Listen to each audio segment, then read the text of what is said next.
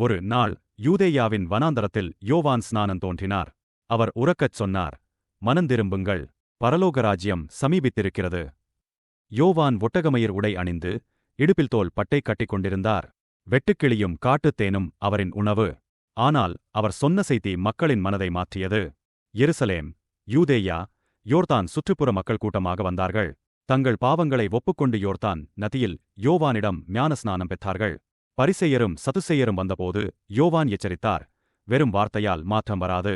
மனந்திரும்புதலுக்கு ஏற்ற கனியை உங்கள் வாழ்க்கையில் காட்டுங்கள். அவர் சொன்னார், நான் ஜலத்தினால் ஸ்நானம் கொடுக்கிறேன்.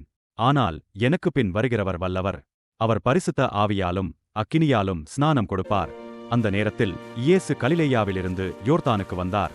யோவான் தயங்கி, நான் உம்மிடம்தான் ஸ்நானம் பெற வேண்டும். நீர் என்னிடம் வரலாமா என்றார். இயேசு மெதுவாகச் சொன்னார், இப்பொழுது இடங்கொடு. இது நீதியை நிறைவேற்றுவதற்காக.